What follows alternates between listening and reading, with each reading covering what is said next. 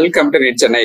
இந்த வீடியோல நம்ம எதை பத்தி பார்க்க போறோம்னா, ஆல் இண்டியா கோட்டாவுக்கான கவுன்சிலிங் வந்து எம்சிசி நடத்த போறாங்க. சோ அது எப்போன்னு தான் எல்லாம் தெரிஞ்சுக்கிறதுக்கு ஆர்வமா இருக்கும். ஆனா அதுல வந்து டிலே ஆயிட்டு இருக்கு. இதுக்கான காரணங்கள் என்ன அப்படின்னு பார்க்க. நீட் 2025க்கான எக்ஸாம் வந்து நடந்துச்சு. சோ இப்போ அடுத்தது எம்சிசி வந்து கவுன்சிலிங் ஸ்டார்ட் பண்ணணும். அதுக்காக பாத்தீங்கன்னா இந்த மத்திய பிரதேஷ் கோர்ட்ல வந்து கேஸ் இருக்கு. சோ அதனால வந்து டிலே ஆயிட்டு இருக்கு. இதுக்கான காரணங்கள் என்ன அப்படிங்கறத ஒன் பை ஒன்னா வந்து நம்ம வந்து பார்க்கலாம். மத்திய பிரதேசத்துல நீட் 2025 எக்ஸாம் நடந்தப்ப சில ஸ்டூடெண்ட்ஸ் வந்து பாதிக்கப்பட்டாங்க. அவங்க வந்து நாங்க வந்து நீட் எக்ஸாம்ல எங்களுக்கு வந்து பவர் ஷார்டேஜ்னால சரியா எக்ஸாம் எழுத முடியல, அதுக்காக ரீ எக்ஸாம் கண்டக்ட் பண்ணுங்க அப்படின்னு மத்திய பிரதேச கோர்ட்ல வந்து கேஸ் போட்டிருந்தாங்க. இப்போ அதுக்கு மத்திய பிரதேச ஹைகோர்ட் வந்து ரீ எக்ஸாம் கண்டக்ட் பண்ணுங்க அப்படின்னு என்டிஏக்கு உத்தரவு போட்டிருக்காங்க. இப்ப என்டிஏ வந்து ரீ எக்ஸாம் கண்டக்ட் பண்ணுவாங்களா மாட்டாங்களா, இல்ல மேல் கோர்ட்ல வந்து அப்பீல் பண்ணுவாங்களா?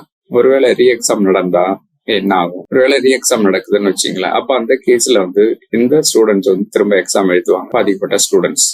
அப்ப அவங்களோட ஸ்கோர் வந்து மாறும். அப்போ புதுசா மார்க் வந்துச்சுன்னா அப்ப அதுக்கு ஏத்த மாதிரி அவங்களோட ரேங்க்கும் மாறும். அப்ப அவங்களோட மார்க் கம்மியா வாங்கியிருக்க ஸ்டூடெண்ட்ஸ் அவங்களோட ரேங்க்கும் வந்து மாறும். சோ அப்ப அதனால வந்து இது இன்னும் டிலே ஆகிறதுக்கு வாய்ப்புகள் நிறைய இருக்கு. சோ இப்போ ஒருவேளை அப்படிதான் நடக்குமா, இல்ல இப்ப என்டிஏ என்ன செய்ய போறாங்க, மேல்கோர்ட்டுக்கு போக போறாங்களா, இல்ல வேற எதை செய்ய போறாங்களா அப்படிங்கறத நம்ம வந்து பொறுத்து தான் பார்க்கணும். அடுத்தது நம்ம ஸ்டேட் கோட்டாவுக்கு எப்போ வந்து கவுன்சிலிங் ஸ்டார்ட் ஆகும் அப்படின்னு பாத்தீங்கன்னா, ஃபர்ஸ்ட் ஆல் இண்டியா கோட்டாவுக்கு ஃபர்ஸ்ட் ரவுண்ட் ஸ்டார்ட் ஆகி அது முடிஞ்சாதான் நம்ம வந்து ஸ்டேட் கோட்டாவுக்கே வந்து கவுன்சிலிங் ஸ்டார்ட் ஆகும். ஆனா all India quota and state quota ரெண்டுக்குமே எம்சிசி தான் வந்து ஷெட்யூல் வந்து ரிலீஸ் பண்ணுவாங்க. அடுத்தது மோஸ்ட் எக்ஸ்பெக்டட் டேட் வந்து எப்ப இருக்கும்னு பாத்தீங்கன்னா, ஆல் இண்டியா கோட்டாவுக்கு ஜூலை 3rd வீக் வரதுக்கான வாய்ப்புகள் இருக்கு. ஓவரால் நம்ம பாத்தீங்கன்னா நம்ம ஆல் இண்டியா கோட்டா ஸ்டார்ட் பண்றதுக்கே வந்து டிலே ஆகுது.